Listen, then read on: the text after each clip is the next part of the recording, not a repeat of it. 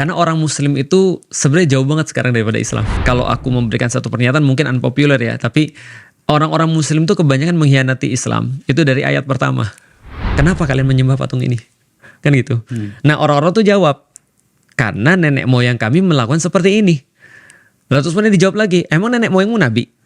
Nah kalau misalnya kita lihat di Indonesia, bukankah sama kayak gitu juga? Problematika adalah kita tuh pertama diajarin agama itu cuma sebagai pengetahuan, bukan sebagai prinsip hidup. Apa alasannya Felix masih yakin bahwa Khalifah bisa menjawab problem Muslim hari ini? Pak Akbar percaya nggak kalau sekarang khilafah itu sudah ada? Bagiku betul banget Pak. Sebenarnya kita nggak bisa bicara khilafah. Kalau berpikir aja kita masih salah. Ya gitu. Gimana ngomong khilafah? Pikirnya salah. Jika kemudian ternyata khilafah itu terbentuk besok, berarti tidak ada Indonesia loh.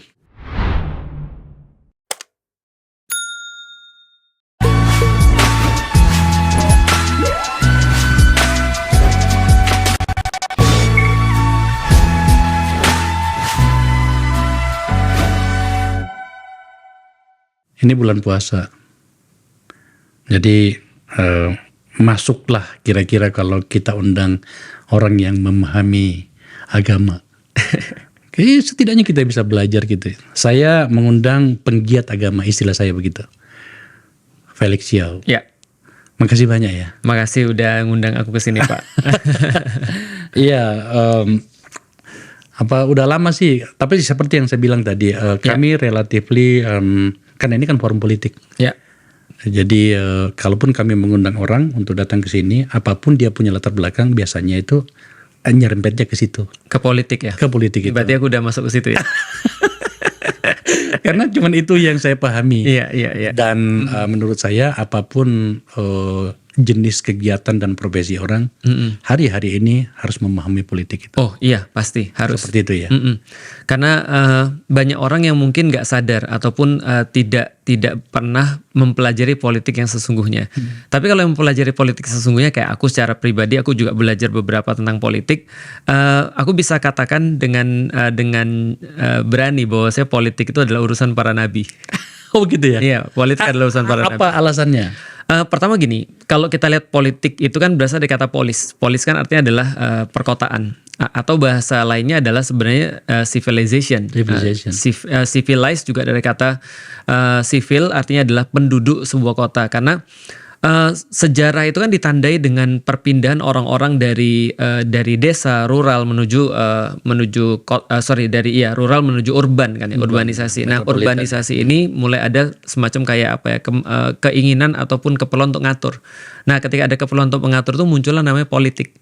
Nah, jadi politik ini sebenarnya adalah urusan peradaban. Dan dalam salah satu hadis Rasul katakan kanat banu Israila tasusuhumul anbiya. Sesungguhnya para Bani Israel itu dulu disusu. Dalam bahasa Arab susu itu asal katanya sasa ya susu siasatan. Siasat itu artinya adalah dalam bahasa Indonesia politik. Artinya dulu kerjaan para nabi adalah berpolitik. Awal yang baik menurut saya. Alhamdulillah. Jadi Pak Akbar sebenarnya lagi melakukan pekerjaan para nabi.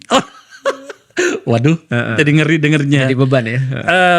Kalau saya sih sederhana ya, Mas Felix ya, karena sebagai politisi kan panggung saya diambil oleh kita menyebutnya oligarki dan dinasti itu tadi. Iya, betul. Dan politisi itu kan kalau ketika kamu panggungmu diambil, ya bikin panggung sendiri. Betul. Saya bikin panggung, cuman panggung yang saya bikin ini sedikit agak eksklusif ya.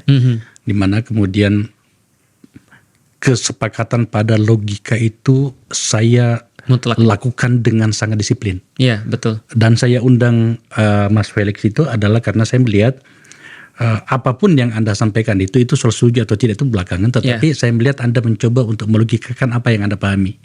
Itu menurut saya sesuatu yang perlu kita dengarkan. Maka saya undang ke sini. Thank you, makasih. Sebelum jauh kemana-mana, boleh saya tanya yang agak sedikit privacy gitu ya? Apapun. Saya catatan yang saya miliki itu Anda menjadi mualaf itu tahun 2008 ya? 2002 ya? Betul.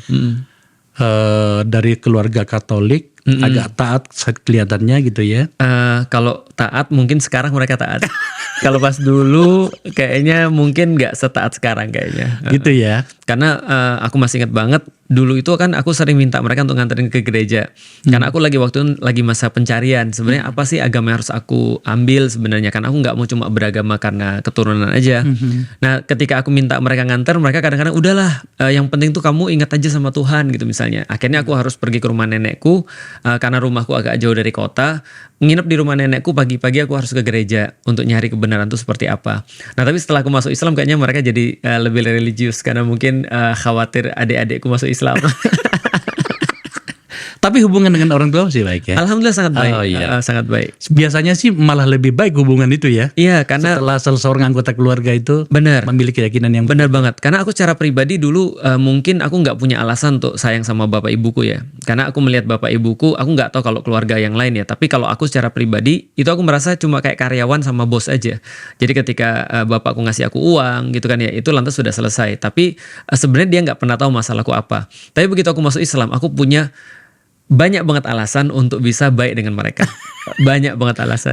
Tidak ada anggota keluarga yang lain yang mengikuti Adinda untuk itu? Kakakku 2021 alhamdulillah syahadat juga. Sudah kakakku udah mualaf, adik-adikku belum.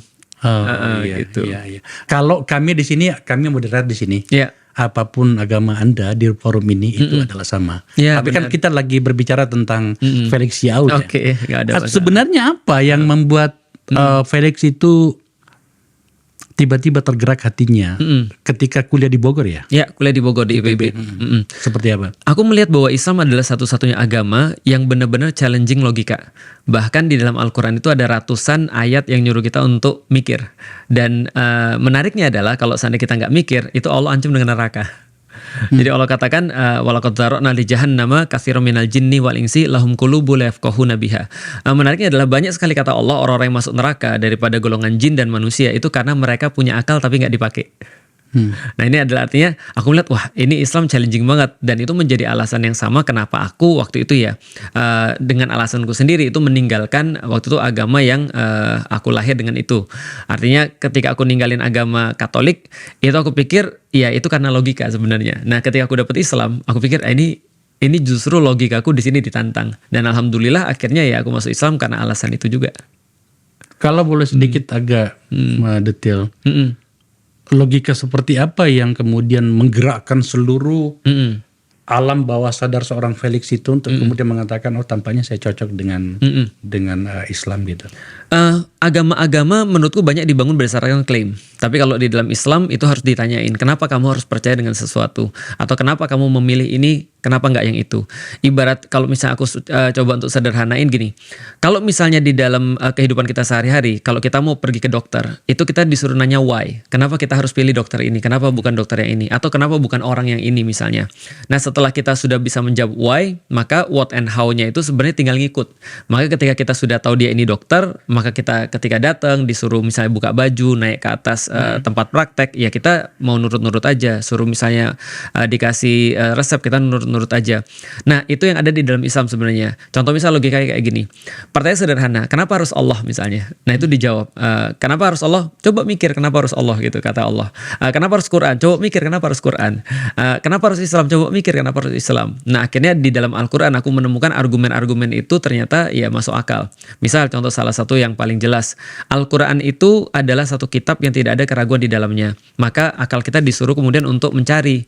Kalau memang Al-Quran ini adalah sesuatu yang salah dan penuh dengan keraguan, kita bisa untuk buktiin, datang dengan satu argumen. Ada dua pendekatan pencarian kebenaran. Pertama adalah teori induksi, yaitu adalah mencari validasi. Yang kedua kan adalah teori deduksi untuk mencari falsifikasi. Nah, seolah-olah proses pembuktian sebagaimana yang kita lakukan di universitas ataupun metode ilmiah itu juga dilakukan pada agama sebenarnya. Nah, itu yang tidak terjadi pada agama-agama lain selain Islam menurut keyakinan aku. Gitu. Menurut keyakinan. Iya, setelah aku cari gitu kan ya, terus aku lihat oh ternyata Islam yang cuma menuntut pembuktian itu. Kenapa sih kamu harus percaya dengan Al-Quran? Oke, coba buktiin. Walaupun memang tidak bisa dibuktikan dengan metode ilmiah. Kalau metode ilmiah kan adalah induksi. Tapi tidakkah juga agama lain juga hal yang sama? Di Katolik agama Anda sebelumnya juga kan seperti itu. Nah, itu dia tuh yang menjadi problem tuh. Di dalam agamaku yang lama, agama Katolik misalnya itu tidak dipermasalahkan tuh. Ya udah, iman adalah iman. Dia berbeda dengan akal. Jadi kalau misalnya contoh ketika aku bertanya misalnya kenapa ketika aku misalnya bersalah aku bisa minta maafnya pada pastor ketika mengaku dosa misalnya, ya dikatakan ya itu memang doktrin sudah seperti itu. Nah aku nggak usah minta maaf sama orang yang aku salah, yang nggak usah, itu udah doktrinnya seperti itu. Kenapa misalnya kalau percaya dengan Yesus pasti masuk surga walaupun aku misalnya punya banyak salah, ya udah itu doktrin misalnya. Nah jadi doktrin itu tidak perlu pembuktian. Di dalam Islam setiap doktrin harus ada pembuktian. Seperti itu. Harus ada basic argumen. Jadi tidak ada yang dibiarkan di ruang kosong di dalam Islam. Tapi tidakkah Felix melihat sendiri di dalam bagaimana Islam ini bertumbuh? Saya Islam. Ya. Oke. Namanya juga sudah sangat Islami sekali. Kakek saya itu ekstrim. Ya. Salah seorang paman saya itu ekstrim banget. Soal pemahaman Islamnya. Iya. Salah satunya dia mengatakan gini. Lebih baik anjing yang naik ke rumah saya ketimbang orang yang tidak sholat. Oke. Bayangkan itu. Kami kalau tidak sholat subuh, digampar. Saya pastikan kasur kami itu basah karena kami disiram dengan air. Oh wow. Seperti itu. Yeah. Tapi saya kembali pada diskusi tadi ini. Okay. Ini bukan tentang saya, ini tentang pikiran seorang Felix. Tidakkah hari-hari ini juga agama Islam ini menghadapi tantangan bagaimana kemudian logika itu diterjemahkan dengan cara yang sesuai dengan pikiran orang yang sedang mencari itu? Iya, bias maksudnya. Mungkin kata yang tepatnya itu. Iya, memang betul sih. Sekarang yang lebih tepatnya adalah orang-orang Muslim yang menghadapi permasalahan-permasalahan itu. Kalau Islam sih sebenarnya tidak pernah menghadapi permasalahan itu sih, tapi Muslimnya banyak menghadapi permasalahan itu karena kenapa? Karena orang Muslim itu sebenarnya jauh banget sekarang daripada Islam. Jauh banget. Nah karena itulah kita nggak bisa mengharapkan bahwa orang-orang Muslim sekarang itu jadi perwujudan atau jadi semacam kayak refleksi daripada Islam itu sendiri. Karena mereka bahkan kalau aku memberikan satu pernyataan mungkin unpopular ya, tapi orang-orang Muslim itu kebanyakan mengkhianati Islam. Itu dari ayat pertama. Ayat pertama yang muncul adalah Iqra, bacalah. Sementara kita tahu bagaimana minat baca orang-orang di Indonesia misalnya, atau Islam atau orang-orang Muslim secara umumnya. Di Indonesia aja kalau nggak salah datanya kan udah bilang kita nomor 2 paling bawah kalau nggak salah di Asia Tenggara atau bahkan di seluruh Asia. Artinya minat baca kita tuh rendah banget sebenarnya. Kalau misalnya minat baca kita rendah, bagaimana terus kemudian literasi kita yang lain? Itu maksudnya.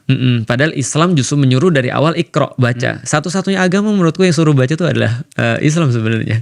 Suruh baca, ratusan kali suruh mikir, tapi berapa banyak di antara kita yang mikir? Itu adalah perintah pertama itu. Perintah pertama. Dan kita disuruh untuk untuk bisa adil dalam memandang sesuatu misalnya. Itu juga Allah jelaskan dari awal, suruh ketika salah kita minta maaf dan seterusnya, mencari yang terbaik tanpa alasan. Itu menurutku sifat-sifat mental yang dari awal-awal surat itu disampaikan di dalam Al-Quran. Sebenarnya saya ingin berdebat banyak soal ini. Tiba-tiba saya ingat ruang-ruang debat saya di masa-masa mahasiswa dulu. Oh iya. Iya kan? Pas Tapi ya. Iya. Ya salah satu yang ingin saya tanyakan ke Felix itu, saya tidak butuh jawaban sekarang karena kita ada poin yang harus kita bicarakan. Betul. Adalah apa tanggapan Felix dengan tanggapan seorang filosof dari Inggris kalau saya nggak salah, Bertrand Russell. Dia katakan gini, dosa dan amalku itu perjanjianku dengan ilahi, bukan dengan orang per orang. Exactly. Maka kemudian kenapa saya harus menyerahkan diri pada pemahaman orang? Betul. Biarkan aku bernegosiasi dengan Tuhanku yang hanya aku pahami, tidak kalian pahami seperti yang saya bayangkan. Betul. Jadi menjadi sangat personal. Betul. Tapi jangan kita bahas ini dulu ya. Tentu. Nanti kita panjang ceritanya kalau kayak gitu. Oke. Saya ingin melihat cara pandang seorang Felix itu menyangkut dengan Islam hari ini. Oke. Kenapa kita termasuk Indonesia ya? Ya. Tiba-tiba dianggap mewakili segala macam keterbelakangan itu, Felix. Terutama dalam hal teknologi atau apapun yang berbau dengan masa depan. Ya. Ada banyak saudara-saudara kita orang Muslim itu yang tampaknya begitu bangga menancapkan diri di masa lalu. Ya. Tidak pernah menyadari bahwa ternyata kehidupan itu maju ke sana. Kita lihat bagaimana. Contohlah, nanti kita kalau ada waktu kita bahas, misalnya Israel, negara yang baru lahir, yang terpinggirkan ratusan tahun, tiba-tiba mereka bisa tampil sepower ini kan. Betul. Kita bisa setuju atau tidak setuju dengan agamanya atau apapun. Tapi saya bicara tentang bagaimana mereka menghadapi masa depan. Ya. Apa tanggapan Felix soal itu? Pertama-tama tidak ada sebuah perdebatan ketika orang mengatakan bahwasanya history ataupun sejarah itu kayak akar. Nah, jadi dia kayak akar, maka kalau kita menginginkan pertumbuhan satu pohon yang besar, pertumbuhan pohon yang kokoh, itu harus berdasarkan akarnya dulu yang kuat. Artinya bangsa yang tidak menghargai sejarah benar tidak akan pernah berkembang sebenarnya. Nah, jadi akar itu ibarat sebuah pegangan dia untuk dia bisa tumbuh ke atas. Atau seperti sebuah bangunan, ketika misalnya bangunan itu mau dibuat 50 lantai, tentu saja fondasinya itu berbeda dengan ketika cuma mau dibangun sekitar 2 lantai misalnya. Nah, jadi sejarah itu ibarat fondasi sebenarnya. Dia nggak kelihatan tapi pengaruhnya sangat benar terasa. Nah, berarti sebenarnya di Indonesia itu justru sebaliknya. Justru karena Indonesia itu adalah, bukan Indonesia ya, warga Indonesia itu menurutku kebanyakan tidak menghargai sejarah atau tidak paham dengan sejarah Islam. Itu yang justru menyebabkan mereka mundur. Nah, kalau kita lihat Israel, justru Israel sangat bangga banget dengan masa lalunya. Bahkan ngeklaim terus kan ya. Mereka bilang bahwa ini adalah tanah kami sejak 2000 tahun yang lalu. Bangga pada masa lalu ada satu hal. Tetapi yang kita bahas sebenarnya ini adalah nostalgia. Bagaimana menerjemahkan kebanggaan itu untuk sebuah jalan menuju masa depan. Betul. Itu yang saya pengen lihat dari sudut pandang seorang Felix. Betul. Nah, itulah yang aku maksud dengan fondasi itu harus ada keterkaitan dengan yang di atas. Nah, kalau kita misalnya ngelihat ada orang bangun bangunan misalnya, dia bangun fondasi itu karena dia sudah sadar banget bahwa ini akan connect kepada struktur bangunan yang akan dia bangun di atasnya. Tapi kalau cuma dia bangun fondasi ansih tanpa terus kemudian ada koneksi kepada masa depan, itu hancur. Nah, Indonesia itu problematikanya adalah jangankan dia terus kemudian bisa mengoneksikan fondasinya aja sudah nggak ada. Sehingga akhirnya dia mengambil sejarah-sejarah orang lain kan. Ketika dia mengambil sejarah orang lain, ya udah jadinya nggak jelas karena nggak ada pijakan. Mau dibangun seberapa tinggi pun maka lebih cepat hancurnya sebenarnya. Nah, jadi kalau aku lihat sekarang, kalau di negeri-negeri yang lain misalnya yang maju-maju, itu justru mereka sangat tahu dari mana mereka berasal. Mereka seperti apa, harus berakar pada pandangan atau pemikiran atau prinsip seperti apa. Nah, Indonesia kalau kita tanya balik lagi, mereka berakar pada prinsip apa? Mereka juga nggak ngerti. Saya ada beberapa catatan sini nih khasnya forum ini Felix. Kami bermain beberapa data. Ini ada contoh ketertinggalan banyak negara Islam dalam beberapa indikator global ya. Yeah. Ini dalam hal kontribusi ekonomi globalnya jelas, pendapatan rata-rata, pendidikan tinggi, sains dan teknologi penelitiannya, publikasi, kualitas institusi negara bahkan, pendidikan saya dan konflik instabilitas. Masih ada kita punya catatan. Nah ini data survei bahkan ini yang sebenarnya kita harus hati-hati membahasnya karena di negara kita ini banyak orang yang gampang tersinggung. Benar. Ada beberapa catatan yang mengatakan bahwa terutama orang muda di kawasan Arab itu banyak yang meninggalkan Islam. Betul banget. Iya kan? Bahwa kemudian banyak juga orang bule yang masuk ke Islam. Itu adalah fakta yang lain. Itu adalah fakta yang lain lagi. Betul. Tetapi kan kita jadi bertanya, kenapa kegerangan? Dan itu harus diharap. Benar. Tidakkah cara pandang orang Indonesia itu bahkan dalam hal yang dijelaskan tadi soal gaya hidup segala macam itu mengacu ke Arab. Ini yang saya khawatirkan. Oke. Nah, lanjut. Kita tunjukkan semuanya dulu. Oke. Ini faktor orang meninggalkan Islam seperti apa. Ini adalah hasil dari penelitian ya. Ada, kita tidak asal ngomong saja nih. Betul. Lanjut. Nanti aja ini soal ini. Kita nih dulu. Seperti apa gerangan? Aku bahas satu persatu ya. Pertama kita bahas dulu tentang kenapa sekarang orang-orang Muslim itu tertinggal. Nah, kita bisa lihat bahwasanya data-data semuanya tadi itu pasti berakar daripada pasca sekitar ya 1800 ke depan lah sebenarnya. Tapi kalau kita lihat data-data sejarah yang lebih panjang lagi, kalau misalnya contoh kita sepakati 1800 ke depan sampai sekitar tahun 2000 berarti sekitar 200-300an tahun lah. Itu berarti Islam benar-benar berada dalam kondisi yang terpuruk dengan data-data yang sudah nggak bisa dibantah. Memang kita tertinggal di segala macamnya. Kalau gampangnya aku bilang ya orang-orang Muslim ya pergi ke masjid, aku kehilangan sendal 7 kali. Gitu. Itu kan itu sederhana aja gitu. Dan gak usah yang jauh-jauh tentang sains itu kan ya. Untuk urusan sendal aja mereka masih ternyata ngambil punya orang lain. Nah, tapi kalau kita lihat dari tahun 1700 ke belakang, itu justru fakta yang kita lihat ataupun data-data yang kita lihat justru sebaliknya. Justru peradaban Islam waktu itu memimpin dunia. Jadi artinya dari tahun 600-an sampai sekitar tahun 1700-an dengan up and down-nya Islam benar-benar mempengaruhi bagaimana peradaban dunia itu terjadi. Nah, artinya Islam sendiri sebenarnya ketika munculnya dia menginspirasi satu perubahan besar. Waktu itu peradaban-peradaban yang sudah usang, peradaban-peradaban Romawi, peradaban Persia, mereka melakukan perang terakhir, The Great War of Antiquity. Setelah itu kan digantikan oleh peradaban Islam. Nah, dan peradaban Islam terus-menerus mewarnai sejarah keemasan dunia itu sebenarnya sampai 1700. Nah, berarti sebenarnya yang harus kita sorotin adalah apa nih yang terjadi pada tahun 1700-an, 1800-an ini sehingga mengakibatkan Islam itu hancur. Nah, itu premis yang pengen aku bangun dulu gitu kan ya. Nah, lalu terus kemudian berefek satu lagi yang kita bahas misalnya kayak Arab Saudi misalnya.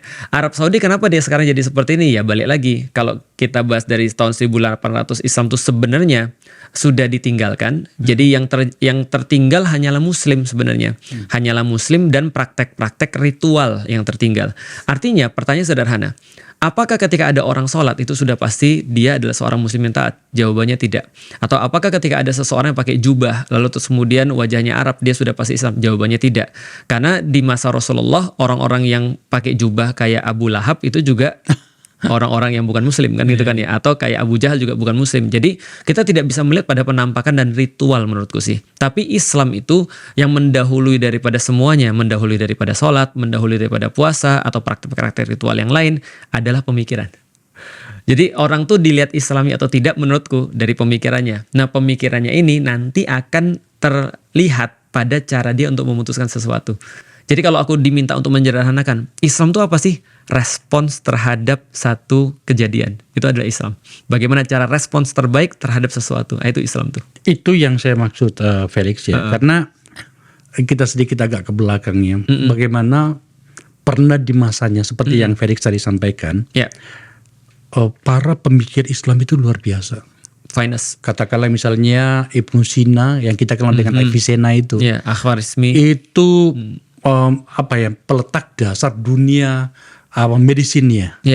Bagaimana kemudian seorang Al-Farabi bisa mendebat Aristoteles. Betul. Dan kemudian termasuk yang disebutkan tadi Khwarizmi itu penemu algoritma. Dia yang memperkenalkan kita dengan angka. Dan juga akhirnya jadi AI. Dari AI gitu ya. Betul. Tapi itu kan sejarah. Benar banget sejarah. Iya. Hari ini tak terbaca identifikasi itu pada perkembangan yang ada. Betul. Kita hanya membahas bahwa dulu orang Muslim hebat ya, keren gitu kan. Betul. Tapi di mana kita sekarang? Nah, makanya beda antara nostalgia sama terus kemudian akar sejarah adalah bahwa saya kalau akar sejarah itu mencari pola-pola. Kalau nostalgia itu terjebak pada hasil. Karena kita tahu hasil itu hasil itu adalah efek daripada pola.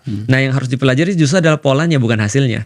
Maka kalau aku menjelasin pada semua orang, aku cuma ngasih tahu bahwasanya Khwarizmi ataupun Ibnu Sina ataupun terus kemudian Al-Farabi ataupun terus kemudian Biruni, Haythami dan seterusnya. Ini adalah produk daripada sebuah sistem. Jadi produk daripada sebuah pola. Yang harus dicari bukan mengulangi orangnya tapi mengulangi polanya. Nah, pola-pola ini yang kemudian kita coba untuk ajarin pada orang. Ya, tapi kenapa begitu, Felix? Coba Anda kan saya lihat jadwal Anda itu luar biasa banget ya. Dan sebagai mohon maaf saya gunakan kata Muslim Islam orang baru gitu ya. Pasti lebih terbuka dalam bagaimana memaknai sebuah peristiwa. Benar. Seperti ini di lapangan gitu ya. Pasti kan melihat di masyarakat kita. Benar. Kenapa kegerangan seperti itu? Saya harus hati-hati mengatakannya bahwa betul kata Felix tadi, kita terbiasa dengan segala hal yang berbau kulitnya doang gitu ya. Ritual, sorbannya lah segala macam. Bahkan ya kalau ini saya berani mengatakannya nih, di TikTok itu ada para penceramah agama itu yang ngomongnya ngawur minta ampun. Katanya Tuhan menurunkan rantai dari langit segala macam. Bodoh sekali gitu. Sangat doesn't make any sense. Saya mohon maaf menggunakan kata bodoh sekali, tapi saya tersinggung. Sebab saya juga Muslim, tapi nggak begitu amat gitu. Apa kata Felix? Nah, ini juga nanti pasti ada yang komen, Ustadz kok pakai kaos gitu kan ya? Kan aku bilang aku kan bukan Ustadz, aku kan motivator. Jadi gini. Nah, pertama yang aku paling banyak aku kritik adalah pendidikan kaum muslimin juga termasuk di Indonesia itu dimulai dari what and how. Itu problematika besar. Tidak dimulai daripada why. Padahal zaman dulu ulama-ulama sudah pernah bilang begini, pertanyaan yang tepat akan membuka ilmu yang tepat. Jadi ilmu itu kayak tempat-tempat penyimpanan dan pertanyaan adalah kuncinya. Kalau kamu punya kunci cuma ini ya berarti kamu cuma bisa buka yang ini aja. Tapi kalau kamu misalnya mau untuk membuka yang tepat, kamu harus punya kunci yang tepat. Nah, kalau kita lihat di pendidikan orang-orang muslim yang mereka bahas adalah what and how. Apa itu Islam? Bagaimana caranya Islam berjalan? Apa itu syahadat? Apa itu sholat? Apa itu zakat? Apa itu puasa? Apa itu haji? Apa itu rukun iman dan seterusnya. Tapi sebenarnya Rasulullah tidak pernah mengajarkan mulai dari what and how. Kita harus ingat bahwasanya sholat itu baru ada setelah 12 tahun.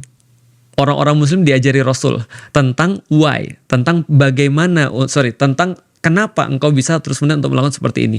Nah, di dalam Islam pertanyaan why ini akan menghasilkan jawaban akidah namanya atau tauhid, keyakinan, iman. Sedangkan how and what itu menghasilkan pertanyaan-pertanyaan yang menghasilkan jawaban fikih. Contoh misalnya kayak gini. Sholat itu apa sih? Itu jawabannya pasti fikih. Bagaimana sih caranya sholat? Itu jawabannya pasti fikih. Tapi kalau kita bertanya, kenapa kita sholat? Itu jawabannya akidah. Nah, Indonesia tidak memulai dari pertanyaan yang benar. Selalu dari what and how. Termasuk dalam proses politik. Tidak pernah ditanyakan why, tapi ditanyakan what and how. Nah, itu yang pertama tuh. Kenapa seperti itu? Sederhana sih, kita nggak terbiasa critical thinking. How? Critical thinking itu adalah pertanyaan why, bukan what and how. Karena sebelum what and how harusnya didahului oleh why dulu sebenarnya. Filosofi kan begitu kan. Kalau kalau saya tanya sekarang, Felix, coba kritik apa yang paling keras yang bisa Anda berikan kepada kita ini, agama kita sekarang ini, agar kemudian tidak tenggelam di masa lalu dan bisa menjawab masa depan? Ya, menurutku critical thinking tadi sih. Rasulullah itu senantiasa, bukan hanya Rasulullah ya, Allah senantiasa membiasakan orang untuk critical thinking. Misalnya di dalam Al-Quran, Allah tunjukkan Nabi Ibrahim ketika dia melihat orang-orang di tempatnya itu menyembah pada sesuatu berhala, misalnya patung dan segala macam. Maka terus pertanyaan pertama adalah, kenapa kalian menyembah patung ini? Kan gitu. Nah, orang-orang tuh jawab, karena nenek moyang kami melakukan seperti ini. Lalu terus kemudian dijawab lagi, emang nenek moyangmu nabi? Nah, kalau misalnya kita lihat di Indonesia, bukankah sama kayak gitu juga? Kita bisa ditanya nih, kenapa kamu melakukan kayak gini? Most of Muslims di Indonesia akan berkata bahwa ya memang udah begini gitu kan ya. Kalau nggak begini ya berarti bukan Islam gitu kan ya. Islam pokoknya agama yang paling bagus. Kenapa agama yang paling bagus? Ya udah pokoknya udah begitu. Mereka nggak lagi terus kemudian merasa perlu untuk mempertanyakan kenapa ini sampai di akhir. Atau mungkin juga tidak paham kali. Nah itu tadi, karena menurutku bukan tidak paham sih, tapi terbiasa. Jadi karena tidak pernah ada yang mau untuk membawa itu sampai level why. Karena level Y itu adalah akar sebenarnya. Yang tadi kita bilang history itu adalah akar, level Y itu adalah akar. Nah, problematikanya akhirnya muncullah Islam-Islam kulit tadi itu. Contoh misalnya ya, dari critical thinking ini muncul otoritas yang di-abuse. Kalau misalnya ada seseorang sudah bergelar kiai, ada seorang sudah bergelar ustadz misalnya, atau seseorang bergelar misalnya gus dan segala macam, apapun yang dia lakukan sudah pasti benar. Karena orang merasa khawatir ketika untuk melawan otoritas dia kan. Padahal di dalam Islam kan nggak begitu. Padahal di dalam Islam adalah ya gus ataupun kiai atau ustadz ya sama-sama manusia juga. Mereka cuma diberikan amanah oleh Allah untuk menyampaikan ilmu aja. Bukan berarti ketika kita terus kemudian tahu yang salah atau tahu yang benar lantas kita nggak omongin. Nah ini salah satu problem daripada hasil daripada critical thinking itu. Kalau dalam politik itu kita kenal istilah yang aneh, tirani mayoritas. Tirani mayoritas, iya, tirani mayoritas itu terjadi juga di Indonesia walaupun menurutku nggak separah zaman dulu ya. Sekarang itu yang terjadi malah tirani minoritas menurutku sih. Kalau kenyataannya, gitu ya. Ya makanya karena ini sudah mulai mengganggu kita. Ya. Anak-anak muda kita itu mungkin karena pendidikan semakin baik, maka critical thinking itu tadi mulai munculkan gitu ya. Benar. Berbahaya kalau kemudian kita tetap menggunakan format yang dulu. Contoh misalnya, ya saya harus terbuka deh di tempat ini. Misalnya pergi Jumatan ya. Betul. Penceramahnya itu, waduh ya Allah. Sangat membosankan ya. Waduh. Pokoknya kalau bukan neraka. Iya. Iya berarti neraka yang di atasnya. Gitu, iya. Kan? Kalau nggak neraka 1, neraka 2 ya. Jadi akhirnya kemudian kita merasa bahwa tampaknya memang ada penggambaran yang ingin ditunjukkan bahwa Islam itu adalah bengis gitu ya. Iya. Islam itu adalah agama yang serem kejam. Gitu ya. Iya. Gitu. Nah, makanya jadi ya saya mau tanya sama Mas Felix ini adalah di forum ini silakan gunakan forum saya kalau Anda mau berdakwah, tidak apa-apa juga. Iya. Tapi maksud saya dalam format seperti yang kita bahas. Betul. Agar kemudian kita itu menjadi seorang yang beragama itu nyaman. Benar banget. Seperti itu. Karena aku juga sedih sih. Aku yakin kebanyakan Gen Z ketika datang ke sholat Jumat, kata-kata yang terakhir dia dengar adalah Alhamdulillah. dari khotib. Setelah itu dia tidur. Setelah itu kata pertama yang dia dengar lagi adalah qomat. Allahu Akbar kan itu kan ya, dia baru bangun lagi. Karena kenapa? Ya semua kita udah tau lah, kita datang sholat Jumat cuma untuk menggugurkan kewajiban kan. Padahal ada satu kalimat yang penting banget. Rasulullah itu menyampaikan, para sahabat itu menyampaikan ketika Rasulullah itu berkhutbah, matanya sampai terus kemudian merah, lalu terus kemudian suaranya keras. Kenapa? Karena omongannya relate dengan apa yang terjadi. Nah sekarang kalau misalnya nggak relate, mau ngapain orang dengar gitu kan ya. Sekarang orang lagi ngomongin tentang Iran dan Israel sama Amerika misalnya. Terus kemudian khotibnya ngomong tentang terakhir kali aku dengar tuh adalah tentang mempersiapkan kematian. Lah gimana ceritanya ini? Gen Z mah nggak takut mati. Gen Z mah lebih takut salah kostum daripada mati. Nah, ini kan nggak relate kan, maksudnya dia ngomong sama siapa. Terakhir kali aku juga komplain kok ketika sholat Jumat. Aku bilang sama temenku ketika itu pulang dari sholat Jumat, aku bilang gini, kenapa dia harus ngomongin orang-orang yang nggak datang? Karena orang-orang tuh nggak datang. Contoh misalnya siapapun yang ketika bulan puasa masih makan, itu keterlaluan. Aku bilang orang yang masih makan nggak datang sholat Jumat, gitu kan ya. Artinya yang datang sholat Jumat itu yang harus kita addressing dulu kan. Kita harus membenahi dulu. Nah, jadi mulai dari mana dulu nih kita benahi. Nah, kalau misalnya kita sudah mulai ngomong sesuatu yang nggak relate, ya orang tidur lah. Saya rasa ya, betul. Dan nggak bisa disalahin sih orang yang tidur. Betul. Nah, kalau begitu ceritanya, maka saya mau tanya nih, kira-kira menurut Felix itu, Anda kan yang mohon maaf sekali lagi, Anda baru Muslim, di mana kemudian Anda punya kesempatan dan ketelitian tanda petik untuk memahami apa peristiwa yang terjadi di dalam. Anda seorang yang berpendidikan, ini insinyur lah ya. Iya, alhamdulillah S1. Insinyur dari IPB ini. Itu sujud syukur aduh udah lulus S1. Ya, yang ketiga adalah Anda punya banyak bacaan ya, punya banyak bacaan di mana kemudian bisalah untuk menelaah apa yang terjadi. Kira-kira katakanlah misalnya untuk pola pendidikannya seperti apa kira-kira Mas Felix yang kita bisa lakukan agar kemudian itu tadi mengejar ketertinggalan, menuju ke masa depan dengan cara yang elegan. Start with why. Jadi mulai dengan pertanyaan kenapa. Kita punya program Escape, dan di program Escape itu untuk tahun ini kita punya satu tagline. Tagline-nya gini, God don't ask you to stop thinking, people did. Jadi artinya cobalah berpikir terus. Karena Tuhan tuh tidak pernah nyuruh kita untuk berhenti mikir. Bahkan nyuruh kita untuk mikir terus. Kenapa? Kenapa nggak begini? Kenapa nggak begitu? Yang nyuruh kita berhenti kan adalah orang kan. Karena orang takut dengan critical thinking. Seperti kata Pak Akbar tadi, bahwa ketika orang mulai critical thinking, yang terjadi adalah kezoliman tuh hilang. Jadi kalau kita bicara bahwa Islam adalah respons terbaik pada sesuatu, maka begitu critical thinking itu datang, itu kayak cahaya. Maka orang akan ngomong kan, kenapa kamu milih ini? Kenapa kamu nggak milih ini? Kenapa kamu nggak lihat program ini? Kenapa kamu harus terus kemudian pakai program itu? Orang-orang bilang, contoh ya, ada satu menurutku ya, toksik banget di dalam politik. Ketika kita melakukan suatu kritik, lantas terus kemudian orang-orang yang ada di pemerintahan, baik itu adalah juru bicara resmi ataupun juru bicara yang nggak resmi seperti buzzer, mereka bilang gini, pemerintah lebih tahu daripada kamu. Itu toksik banget tuh. Karena itu tidak terbukti sama sekali. Itu logical fallacy dari segi manapun tuh. Nah artinya ini kan adalah yang terjadi. Itu sama aja kayak ketika Ibrahim ngeritik terhadap kaumnya, kenapa mereka menyembah patung? Mereka menjawab dari dulu sudah begitu. Itu hampir sama tuh. Nah ini cara untuk menyiasatinya dengan cara apa? Critical thinking itu tadi. Makanya kalau kita punya critical thinking yang banyak di antara orang-orang di Indonesia, aku yakin Indonesia akan berubah. Bukan hanya kaum muslim akan berubah. Bapakku menyederhanakan dengan cara begini, Lik, kalau kamu mau mengubah Indonesia, dia bilang harus ada 3 yang harus kamu ubah. Yang pertama adalah muslim, karena mereka mayoritas. Yang kedua adalah perempuan, karena mereka influence-nya besar sekali. Yang ketiga adalah orang Jawa, karena mereka adalah paling banyak juga. Aku berpikir muslim, perempuan, Jawa. Megawati ini kayaknya. Gak itu gimana aja. Nanti aku bilang gini, berarti kan benar kan? Jadi gimana cara mengubah pemikiran orang-orang Jawa, orang-orang yang muslim dan para perempuan. Nah karena itulah sekarang aku banyak dakwah ya ke situ. orang-orang perempuan jelas, atau orang Muslim jelas. Tapi kalau Jawa mungkin karena aku bukan orang Jawa ya, walaupun istriku orang Jawa.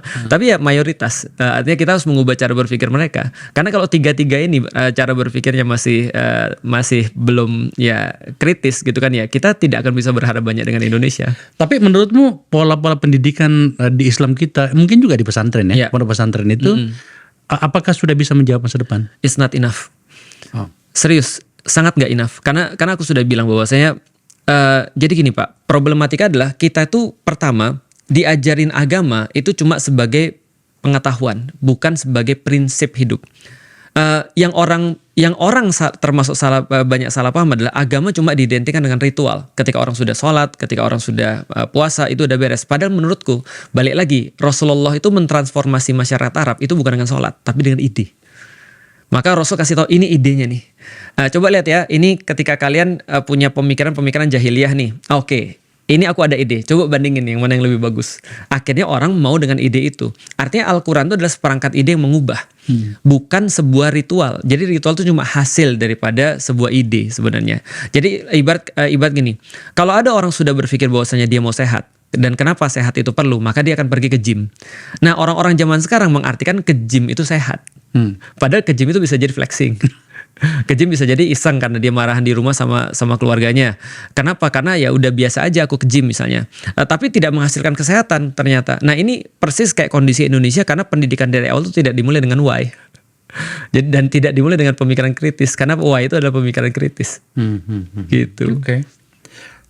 Pemirsa, sebenarnya ini menarik pada bagian ini karena kami di forum ini juga akan pendidikan politik ya. Iya. Dan ketika pendidikan politik itu kita bicarakan, ya mau tidak mau kita berbicara tentang bagaimana pendidikan politik dalam komunitas Muslim itu tadi. Tapi waktunya terbatas. Ya. Ya, mau apa lagi? Saya masuk ke bagian yang banyak orang kenal tentang Felix. Oke.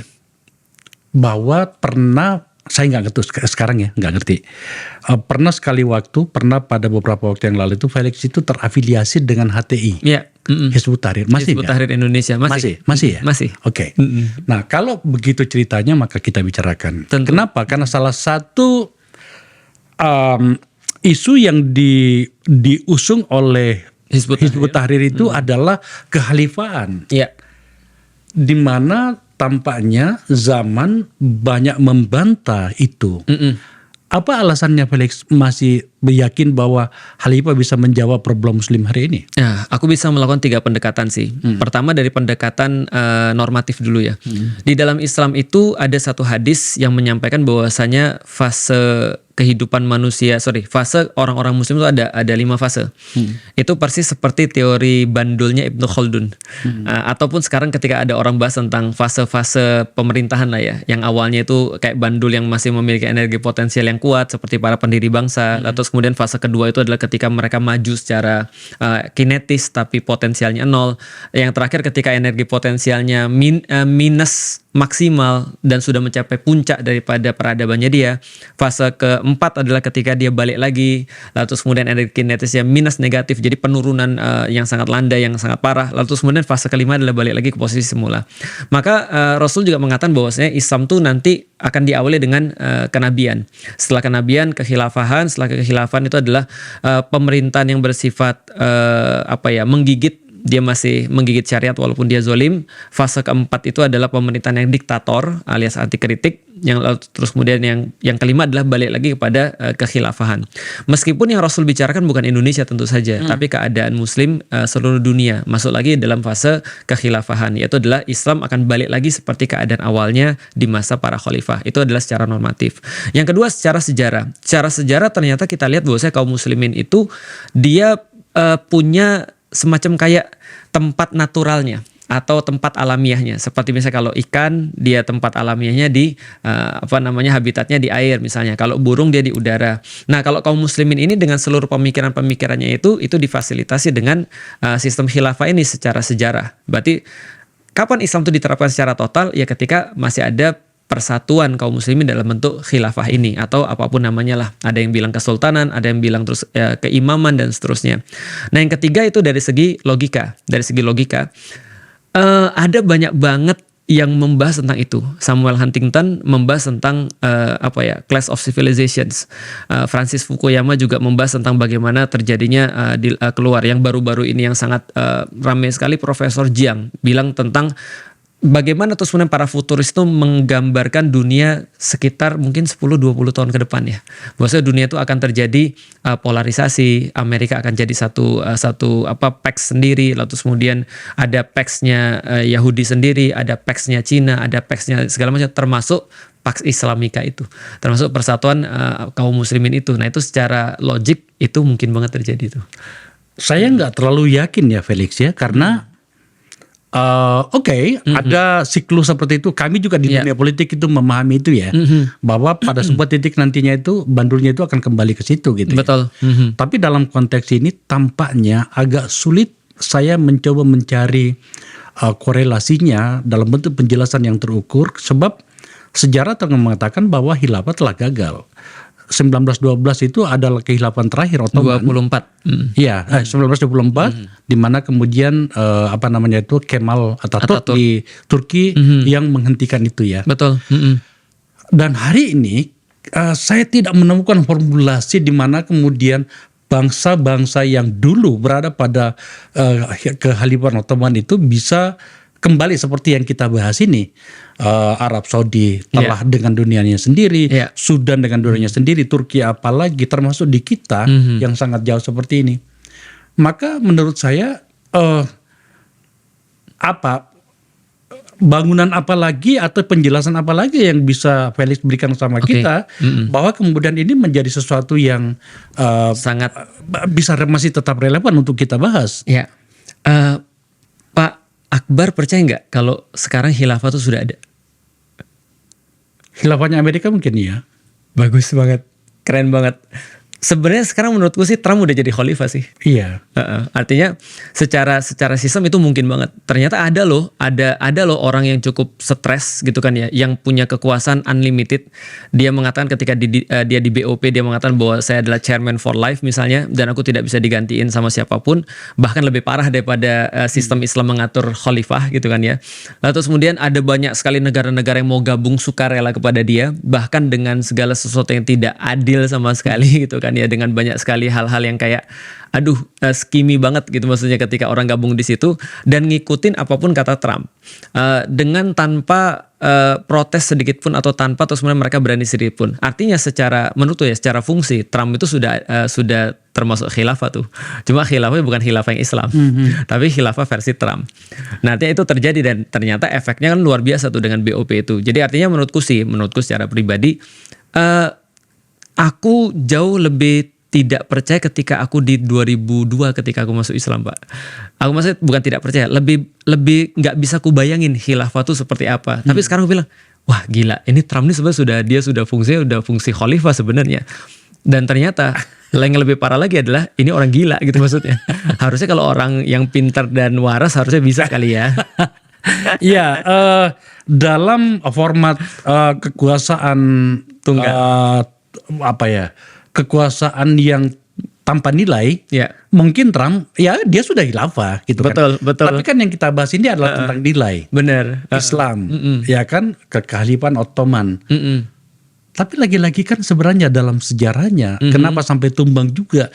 Karena mereka tidak melakukan seperti yang kita bayangkan. Betul banget. Korupsi menggerogoti, ketidakadilan terjadi. Betul. So lagi-lagi saya ingin bertanya sama Felix, kenapa itu masih ada di pikiran beberapa orang termasuk Felix? Iya, pertama karena memang kita lihat sistem yang sekarang itu justru adalah sistem yang lambat laun akan kelihatan banget bahwa itu adalah tidak bisa memfasilitasi peradaban. Karena kalau kita balik lagi bahwasanya Islam awalnya adalah respons terhadap sesuatu, berarti kalau misalnya itu adalah level individu, dia memberikan pilihan-pilihan terbaik bagi individu. Kalau itu komunitas, dia memberikan pilihan-pilihan terbaik bagi komunitas. Nah, sekarang kalau kita berbicara tentang peradaban dalam bentuk negara, dalam bentuk terus kemudian dunia, maka dunia juga nggak punya pilihan sih tentang opsi yang bisa mereka gunakan dalam mengatur dunia itu atau dalam memikul peradaban dunia itu. Setidaknya Islam sudah memberikan contoh itu dari tahun 600 sampai tahun 1700. Meskipun betul harus berakhir pahit di zaman Turki Utsmani. Dan perlu kita tahu juga semenjak tahun 1700 sebenarnya sudah terjadi perubahan besar-besaran di Turki Utsmani, namanya Tanzimat. Nah, Tanzimat ini justru menjauhkan orang-orang Muslim daripada aturannya, dan mereka mulai mengambil aturan-aturan ataupun mahkamah-mahkamah dari Barat waktu itu untuk semacam kayak menambal supaya kekuatan sultan ini tidak mutlak. Jadi menurutku sekularisasi itu udah terjadi dari tahun 1700-an. Jihad sudah berhenti, sekularisasi mulai terjadi. Nah, the rest is history. Bahwasanya Islam justru tidak menjadi Islam lagi. Terakhir kali ada satu orang yang berusaha untuk mengembalikan itu lagi. Namanya Abdul Hamid. Dia punya pan-Islamisme. Pan-Islamisme itu berusaha untuk digalakkan. Dia berusaha mengatur seluruh kekuasaan-kekuasaan Utsmani yang tersisa. Namun akhirnya harus gagal juga. Karena memang waktu itu terlalu besar permasalahan-permasalahannya. Tapi dengan cara itu dia berhasil menyelesaikan 98% utang daripada negaranya tuh. Dalam waktu kurang daripada berapa? 10 tahun kalau nggak salah ya. Nah, itu kan berarti kan merupakan sebuah cara yang sebenarnya hebat untuk bisa kita tiru. Tapi balik lagi kalau kita lihat pada peradaban sekarang, apalagi pilihannya. Karena pilihan yang ada sekarang justru kita lihat kacau balau. Misalnya contoh, kalau kita bicara tentang demokrasi, Amerika adalah kampionnya misalnya. Tapi Amerika udah nunjukin demokrasi itu bisa bawa kayak apa sih. Sebenarnya kalau tanpa invasi, tanpa kolonialisme, Amerika tidak akan bisa bertahan pure dengan demokrasinya itu sendiri. Dan itu sudah ada buktinya kan. Untuk di negaranya jadi yang bisa jaga, apalagi di negara orang lain. Saya malah bukan setuju. Saya berpikir gini, mungkin saja kekhalifahan itu bisa tercapai dalam konteks Islam jika kemudian apa yang kita nafikan hari ini mulai kita lakukan. Apa itu? Berbicara tentang masa depan. Kuasai teknologi, kuasai segala macam ilmu. Kembali lagi, Al-Farabi muda harus lahir lagi. Merinding aku. Ya kan, Al-Biruni harus lahir lagi. Betul. Siapa lagi gitu kan? Betul. Pemilik atau penemu vaksin COVID yang orang Turki itu. Iya, apa namanya? Saya lupa namanya itu. Suami istri lagi kan gitu ya. Iya, betul. Itu dimunculkan lagi. Tapi hari ini apa? Kacau. Lah iya makanya, maka menurut saya lagi-lagi saya ingin sebenarnya pikiran-pikiran besar itu, karena kita berbicara menghubungkan antara Islam berikut dengan seluruh varian pembahasannya dengan kekuasaan atau politik itu, maka saya berpikir sebenarnya kalau kekhalifahan itu mau ditampilkan atau barangkali mau disuarakan, ya perbaiki dulu ini. Siapa tahu negara-negara ini juga bisa terpengaruh. Iya, sama kayak Trump ya. Iya, karena bagaimana Anda mau menunjukkan dunia kalau kemudian Anda berkelahi terus. Benar sekali. Kenapa aku merinding, Pak? Karena gini, Rasulullah tidak hanya berbicara tentang khilafah sih, tapi beliau berbicara begini, summa takunu khilafatan ala minhajin nubuwah. Kemudian akan datang khilafah yang berlandaskan atas manhaj kenabian. Nah, yang orang sering lupa, termasuk orang-orang yang sering menyeru khilafah adalah mereka berlandaskan manhaj apa nih? Yang harusnya mereka dapatkan manhaj kenabiannya dulu. Nah, kalau kita lihat Nabi adalah orang pertama yang yang mengajarkan berpikir kritis di tengah masyarakat Arab. Yang akhirnya berpikir kritis ini menjadi ide yang sangat kuat, ide yang sangat membesar, lalu sebenarnya dipakai untuk seluruh dunia kan gitu kan ya. Ide berpikir kritis ini penting banget karena dia menjadi dasar Islam. Nah, kita sekarang cuman mau khilafahnya doang, cuman mau kayak Al-Farabinya doang, cuma mau kayak Khawarizminya doang, tapi kita nggak mau buat pola-polanya ini. Nah, jadi aku secara pribadi sebenarnya Pak, kalau aku ditanya ya, apakah aku peduli dengan khilafah? Tentu, karena itu adalah bagian daripada yang diajarkan oleh Rasulullah. Tapi aku tidak buru-buru untuk ke situ. Kenapa? Karena bagiku betul banget Pak. Sebenarnya kita nggak bisa bicara khilafah kalau berpikir aja kita masih salah. Ya gitu. Gimana ngomong khilafah? Mikirnya salah. Logikanya nggak ada, argumennya nggak punya gitu kan ya. Cuma berdasarkan katanya dan segala macam. Contoh misalnya kayak gini, sesederhana kayak kalau kita lihat organisasi Muslim misalnya. Teori berpikirnya itu sebenarnya apa sih sebenarnya? Mereka ngambil keputusan berdasarkan apa? Ini kan kadang-kadang kan nggak masuk akal nih. Nah, ini yang tidak fit bagi perkembangan Islam sebenarnya. Nah, sehingga kalau misalnya aku dikatakan ya, langkah pertama menuju ke sana apa? Pemikiran. Karena kalau tanpa pemikiran kita nggak bisa buat apa-apa. Karena semua berasal daripada pemikiran, dari ide. Semua teori transformasi sosial itu harus dari pemikiran dulu. Nah, Islam itu memberikan cara berpikir yang khas. Di satu titik dia benar-benar mati-matian dan abis-abisan dalam dunia, dalam sains dan segala macam. Di titik yang lain dia benar-benar bisa jadi hamba Allah. Nah, itu yang tidak disediakan pada peradaban yang lain. Karena peradaban yang lain untuk bisa mencapai teknologi ini kamu harus ngambil darah orang lain kan gitu kan ya. Setidaknya itu terjadi pada peradaban yang dipimpin oleh Amerika sekarang. dalam konteks khilafah dan HTI tadi, Felix percaya pada Indonesia? Apa percaya apa? Percaya pada Indonesia. Percaya pada Indonesia. Aku sayang Indonesia, aku percaya Indonesia. Dan aku percaya Indonesia adalah tempat yang paling enak untuk melakukan dakwah. Gitu ya. Iya. Jika kemudian ternyata khilafah itu terbentuk besok, berarti tidak ada Indonesia loh. Nah ini adalah salah satu yang sering disalahpahami menurutku. Yang paling besar miskonsepsinya adalah bahwasanya mereka mendikotomiskan antara Indonesia dan khilafah sebenarnya. Padahal sebenarnya khilafah itu adalah bagaimana cara mengatur aja sih sebenarnya. Artinya sama seperti ketika, sama aja kayak gini. Apakah ketika demokrasi diterapkan di Nusantara misalnya, ketika Indonesia, kita balik lagi ke tahun 1945 misalnya. Ketika 1945 kita harus ingetin di Indonesia bahwasanya yang dipakai adalah waktu itu sila pertamanya adalah ketuhanan dengan kewajiban melaksanakan syariat Islam bagi pemeluk-pemeluknya. Apakah waktu itu nggak ada Indonesia? Enggak juga sih sebenarnya. Indonesia tetap ada, cuma Pancasilanya sila pertamanya ada kewajiban melaksanakan syariat Islam. Nah ternyata pun ketika syariat Islamnya dihapuskan, ternyata juga tidak menghilangkan Islam dari Indonesia juga kan sebenarnya. Jadi sebenarnya kekhilafan itu kita harus tahu bahwasanya dia adalah cara atau prinsip untuk sesuai dengan Allah, sebenarnya seperti itu. Bukan garis-garis geografis. Bukan garis-garis geografis. Karena khilafah nggak pernah punya garis geografis. Jadi ya sepertinya sederhana gini deh. Ini agak sedikit nakal ya, Pak ya. Tapi coba kita bilang ini. Baitul Maqdis misalnya, Palestina.